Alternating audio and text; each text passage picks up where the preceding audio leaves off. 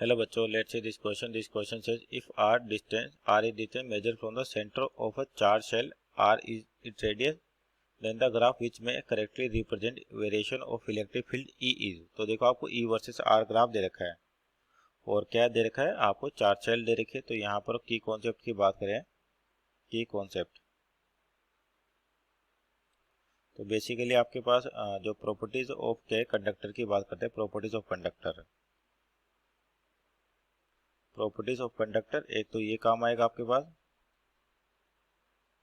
और एक और की कॉन्सेप्ट आपका इलेक्ट्रिक फील्ड किसकी वजह से, एक और लिखे अपन की कॉन्सेप्ट में electric field due two point charge, electric field due two point charge.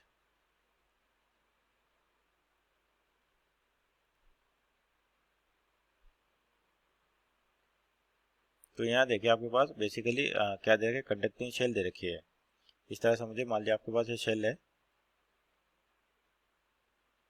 और इसको कोई क्यू चार्ज दिया गया आपके पास, मान लीजिए क्यू चार्ज। और कंडक्टर की प्रॉपर्टी की बात करें कि कोई भी कंडक्टर है अगर उसको चार्ज दिया जाता है तो हमेशा उसके सरफेस पे मिलता है, लेकिन इनसाइड आपके पास कोई भी चार्ज नहीं होगा। तो अगर दूसरी प्रॉपर्टी कंडक्टर की कि कंडक्टर की इनसाइड हमेशा नेट फील्ड क्या होता है, आपके पास जीरो होता है। तो आपको क्या बताना है कि वेरिएशन बताना है इसके सेंटर से। मान लेते हैं यहाँ पर जैसे अपन बाहर की ओर जा रहे हैं, तो कोई पॉइंट लिया, मान लीजिए अपन ने यहाँ पर कोई पॉइंट ले लिया P, जो सेंटर से कितना दूर है, R दूरी पर।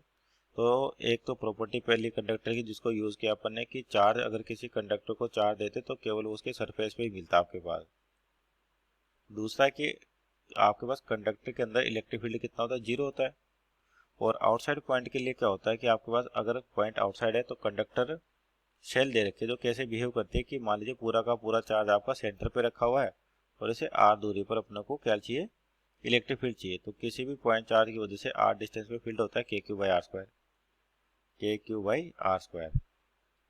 तो यानी कि E इनसाइड तो आपके पास जीरो हो गया, कितना हो जाएगा, जीरो। और सरफेस पे जस्ट बात करते हैं, E सरफेस यानी कि सरफेस के जस्ट आउटसाइड, तो जहाँ पे स्मॉल r की वैल्यू क्या होगी, कैपिटल R के बराबर। इसका मतलब इलेक्ट्रिक फील्ड जो हो जाएगा वो हो जाएगा KQ/R²। तो ये तो हो गया सरफेस पे KQ/R²। और किसी भी जनरल दूरी पे कितना है, E इक्वल टू KQ/R², यानी कि कह सकते हैं E इनवर्स है आपके पास किसका, पोजीशन या डिस्टेंस का स्क्वायर के बराबर। तो ये बनेगा आपके पास पैराबोलिक ग्राफ। तो सबसे पहले सेंटर पे देखे तो फील्ड कितना है, जीरो। कहाँ तक जीरो, जब तक कि अपन उसके सरफेस पे नहीं पहुंच जाते। तो सरफेस तक इलेक्ट्रिक फील्ड कितना आपके पास, जीरो। उसके बाद जो आपका इन्वर्सली प्रोपोर्शनल है, इसका मतलब जो आपका ग्राफ नंबर 1 दिखाई दे रहा है ये आपका राइट आंसर होगा, क्योंकि यहाँ देखिए जीरो से ओरिजिन पे इलेक्ट्रिक फील्ड की वैल्यू दे रखी है, ये भी पॉसिबल नहीं है। यहाँ पर ओरिजिन पे इलेक्ट्रिक फील्ड दे रखा है, ये भी पॉसिबल नहीं है। और यहाँ पे ओरिजिन पे जो फील्ड का कुछ ना कुछ मैग्नीट्यूड दे रखा है अपने को, और क्या हो रहा है कि उसकी वैल्यू धीरे धीरे डिक्रीज हो रही है, तो ये भी गलत होगा क्योंकि इनसाइड आपका इलेक्ट्रिक फील्ड आएगा ही नहीं। यहाँ पर देखिए इलेक्ट्रिक फील्ड जीरो, लेकिन धीरे धीरे क्या हो रहा है, बढ़ रहा है। लेकिन पूरे कंडक्टर के अंदर फील्ड क्या होता है, जीरो होता है। मीन्स ये भी गलत हो गया, ये भी गलत हो गया। Option number 1 is our right answer. Hope you understood well, best of luck.